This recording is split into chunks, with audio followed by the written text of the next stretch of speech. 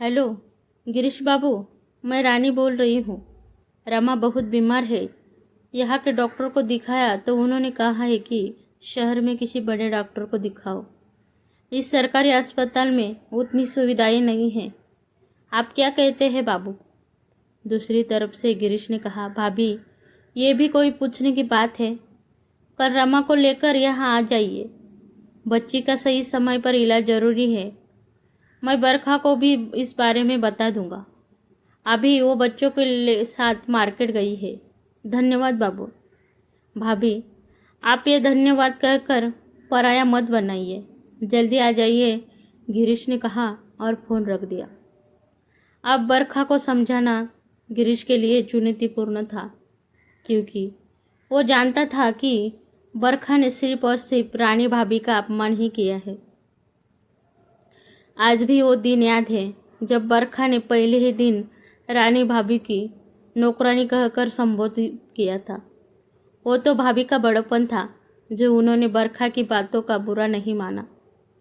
आज भी वो भाभी को पसंद नहीं करती। वो लोगों को उनके कपड़े और तौर तरीके, रहन सहन के हिसाब से ही उनका आकलन करती है, न कि उसके व्यवहार से।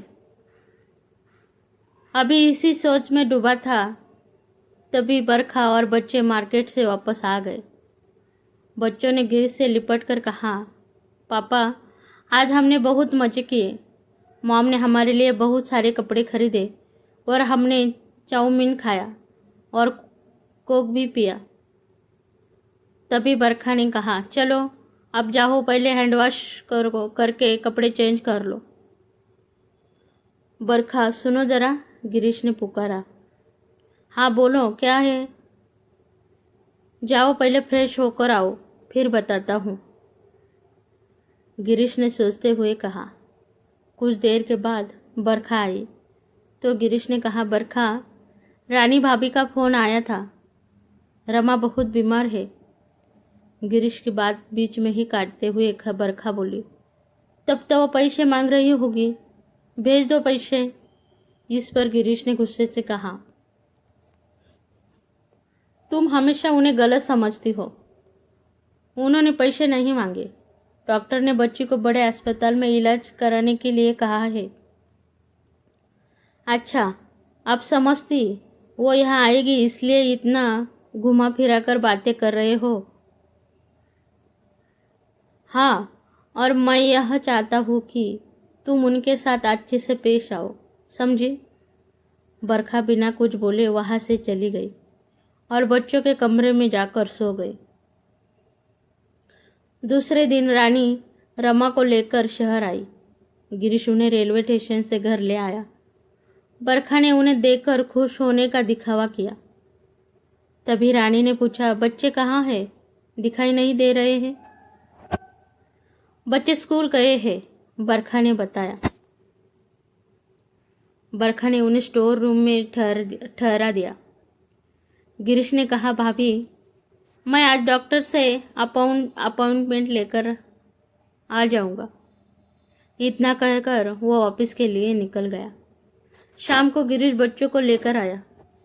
रानी भाभी को देख रोहन ने कहा, ये मेड सोफे पर क्यों बैठी है? गिरीश ने रोहन को डांटते हुए कहा, ये तुम्हारी बड़ी माँ है।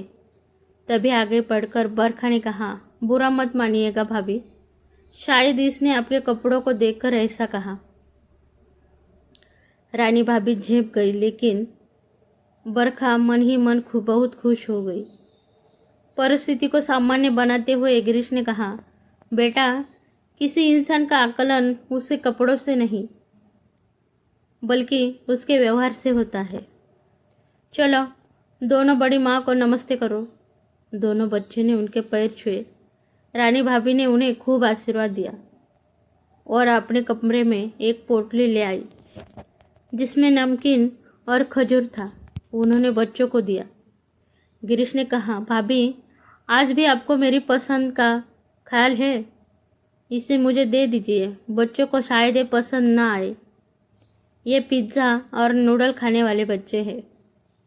तभी रीता ने एक खजूर लेकर खा लिया और उसने कहा, पापा ये तो बहुत टेस्टी है।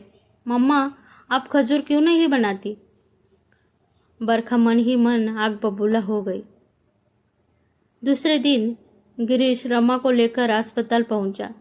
वहां उसका इलाज हुआ और कुछ ही दिन में रमा अच्छी हो गई। इधर बच्चे अपनी बड़ी माँ और बहन रमा से घुल मिल गए। दूसरे दिन रानी भाभी जाने वाली थी तो उन्होंने बरखा से कहा, तुम्हारा बहुत धन्यवाद बहू, तुमने हमारी इतनी मदद की। बच्चे तो रोने लगे। बड़ी माँ को पकड़कर राहुल कहने लगा, अभी मत जाइए, और रीता रमा दीदी के लिए रोने लगी। मम्मा आप बोलो ना, बड़ी माँ और रमा दीदी अभी नहीं जाए। बरखा ने बच्चों की बातों को अनसुना कर दिया। गिरीश की तरफ देखते हुए रानी भाभी ने कहा, हमसे मिलने आए ना? अब बड़ी माँ को अपने बच्चों के आने इंतज़ार रहेगा गर्मियों की छुट्टी में। गिरीश ने सहमति दे दी। नम आंखों से रानी भाभी ने बच्चों से विदाई ली। मम्मा मुझे कुछ खाने को दो ना। क्यों, आप मम्मा याद आ गई? जाओ अपनी बड़ी माँ से मांग लो, चिढ़ते हुए बरखा ने कहा। बरखा कितना जहर उगलेगी। देखा तुम्हारे दिए संस्कार पर भाभी का प्यार भारी पड़ गया। बच्चे कितना घुल मिल गए थे क्योंकि उन्होंने इन्हें अपना समझा, जो अपनापन तुम्हारे तरफ से रमा के लिए नजर नहीं आया। बस जितना मैं अच्छी बन सकती थी उतना बनी। उनको क्या, हमारे कितने पैसे खर्च हुए, हमारा एहसान कभी नहीं चुका पाऊंगी। अब समझ आया सारा माजरा। तुम्हें सिर्फ पैसे से मतलब है तो सुन लो, चुका दिया है तुम्हारा एहसान उन्होंने। एक पैसा मुझसे नहीं लिया, समझी तुम? ये कहो कि तुम उनका एहसान जिंदगी भर नहीं चुका पाओगी। भैया के ना रहने पर भी भाभी ने कभी मुझसे सहायता नहीं ली, और आज जो ऐशो आराम की जिंदगी तुम बसर कर रही हो ना, ये भैया भाभी की बदौलत है। तुम हमेशा रिश्तों को पैसों के तराजू में तोलती हो। व्यक्ति तुम्हारे लिए महत्वपूर्ण नहीं है।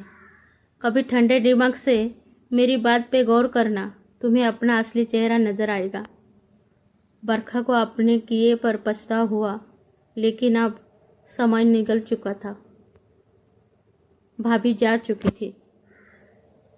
तो दोस्तों, आपको यह कहानी कैसी लगी कमेंट में ज़रूर बताना, और हाँ, अच्छी लगी तो लाइक करना, शेयर करना, और हाँ, चैनल पर अगर नए हो तो चैनल को सब्सक्राइब ज़रूर करना। धन्यवाद।